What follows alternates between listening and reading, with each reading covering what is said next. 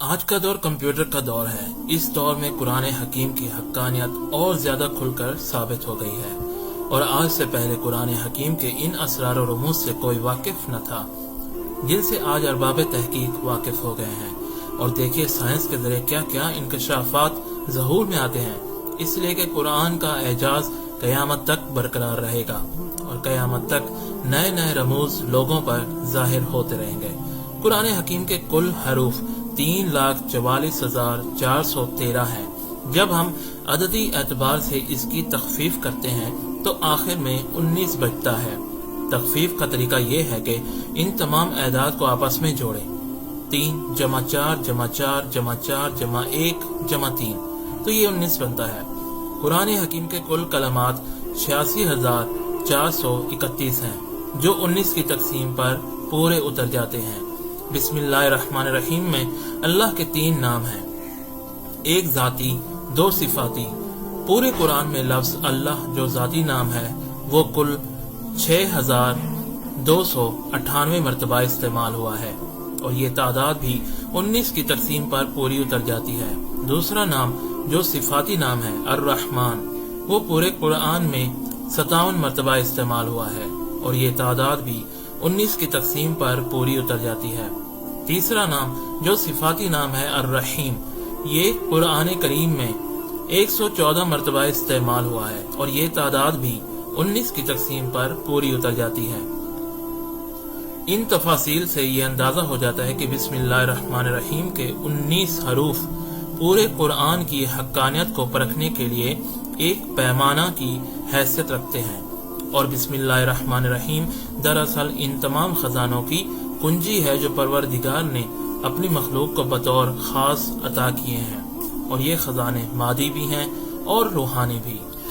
بسم اللہ کے حروف کا مطلب: بسم اللہ میں اللہ کے 3 نام اور 3 ہی حرف استعمال ہوئے ہیں، بے، سین، میم۔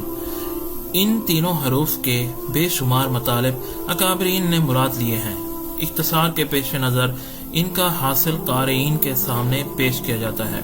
بے سے مراد وہ باری تعالیٰ ہے جس نے عرش سے تحت الثری تک ساری مخلوقات کو پیدا کیا اور ان کے رزق کی ذمہ داری بھی لی ہے۔ وہ بصیر ہے، عرش سے تحت الثری تک ساری مخلوقات کو دیکھتا ہے اور ان کے حال سے باخبر ہے۔ وہ باقی ہے، یعنی عرش سے تحت الثری تک ساری مخلوقات فنا ہونے والی ہے، صرف اللہ ہی کی ذات کو بقا حاصل ہے۔ وہ باعث الخلق ہے، یعنی قیامت کے دن عرش سے تحت الثری تک کی ساری مخلوق کو مار کر دوبارہ پیدا کرنے والا ہے۔ سین سے مراد وہ سمیع ہے، وہ اپنی مخلوقات کی ساری باتیں اور دعائیں سنتا ہے، پھر ان کے حوائج پورے کرتا ہے۔ وہ سید ہے، اس کی سرداری انتہا تک پہنچی ہوئی ہے۔ وہ سریع الحساب ہے، جلد حساب لینے والا ہے۔ وہ ستار العیوب ہے، وہ اپنی مخلوق کی خطاؤں پر پردے ڈالنے والا ہے۔ میم سے مراد وہ مہربان ہے، دوستوں پر بھی اور ان پر بھی جو اس کے نافرمان ہیں اور گمراہی میں مبتلا ہیں۔ وہ مالک الملک ہے، اس دنیا سے اس دنیا تک اسی کا راج ہے۔ وہ بادشاہوں کا بادشاہ ہے۔ وہ مومن ہے، وہ سب کو امن دینے والا ہے۔ وہ معز ہے، عزت عطا کرنے والا ہے۔ وہ محیمین ہے، یعنی وہ اپنی مخلوق کا نگہبان ہے۔ بزرگوں نے اور بھی ان حروف کے معنی مراد لیے ہیں، لیکن ان سب کو نقل کرنا طوالت چاہتا ہے، اس لیے ان کے ذکر سے پہلو تہی کیا جا رہا ہے۔ حروف ثلاثہ کے مطالب بیان کرنے کے بعد اب پروردگار عالم کے ان تینوں ناموں کی کچھ توضیح و تشریح کر دیں جو بسم اللہ الرحمن الرحیم میں استعمال ہوئے۔ اللہ پروردگار کے 100 سے زائد نام ہیں، لیکن یہ تمام نام صفاتی ہیں۔ پروردگار کا ذاتی نام اللہ ہے، اور اس نام کا کمال یہ ہے کہ اسے آپ کتنا بھی مخفف کر دیں یہ خدا ہی کے معنی ظاہر کرتا ہے۔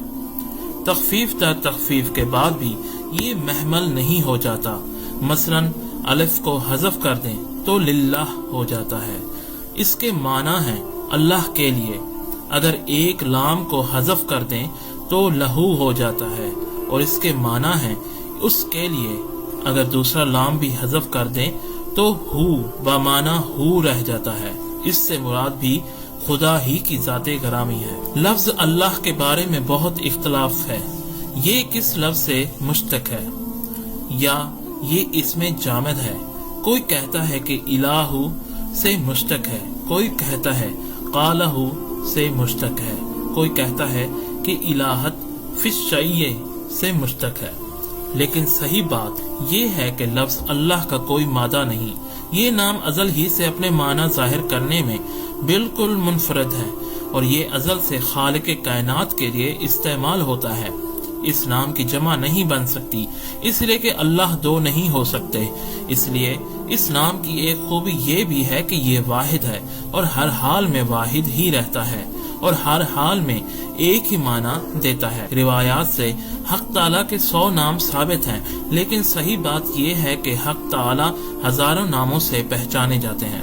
علامہ ابن کثیر نے تفسیر ابن کثیر میں فرمایا کہ اللہ تعالیٰ کے 5000 نام ہیں، ممکن ہے کہ اس سے بھی زائد ہوں، لیکن عالم، جاہل، بچہ، بوڑھا، عورت، مرد، شہری، دیہاتی، کوئی بھی اس دنیا کا انسان جب کسی گرداب مصیبت میں پھنس جاتا ہے تو اس کی زبان بے اختیار اس کے اپنے ارادے کے بغیر کوئی نام زبان پر آتا ہے تو وہ لفظ اللہ ہی ہے۔ رحمان اور رحیم، رحمان اور رحیم دونوں کے معنی ایک ہی ہیں، لیکن رحمان میں مبالغہ نسبتاً زیادہ ہے، اسی لیے بزرگوں نے فرمایا ہے کہ رحمان عام ہے دنیا کے لیے اور رحیم مخصوص ہے آخرت کے لیے۔ اللہ تعالیٰ اس دنیا کی حد تک اپنی ساری مخلوق پر یکساں مہربان ہے، وہ جس طرح رزق دیتا ہے مسلمانوں کو اسی طرح روزی پہنچاتا ہے کافر کو، وہ جس طرح صالحین کی مدد کرتا ہے اسی طرح خطا کاروں کو بھی فائدہ پہنچاتا ہے، لیکن آخرت میں صرف اس گروہ پر مہربان ہوگا جس نے ایمان اور اعمال صالحہ کا راستہ اختیار کیا۔ اور بعض بزرگوں نے یہ بھی فرمایا ہے کہ رحمان وہ ہے کہ جو سوال کو پورا کر دے اور رحیم وہ ہے جو سوال نہ کرنے پر غضب میں آ جائے، یعنی اللہ کو یہ بات ناپسند ہے کہ اس سے دعا نہ مانگی جائے۔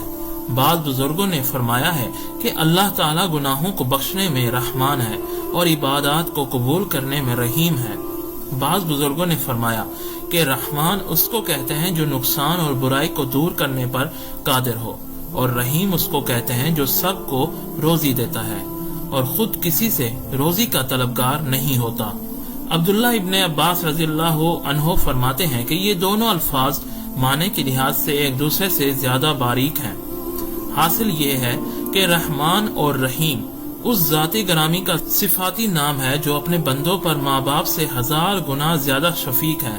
اس کی مہربانیوں کی کوئی حد اور کوئی منزل متعین نہیں کی جا سکتی۔ دوستو، اس ویڈیو کو زیادہ سے زیادہ شیئر کریں، لائک کریں اور ہمارے چینل کو فالو اور سبسکرائب ضرور کیجیے گا۔ شکریہ۔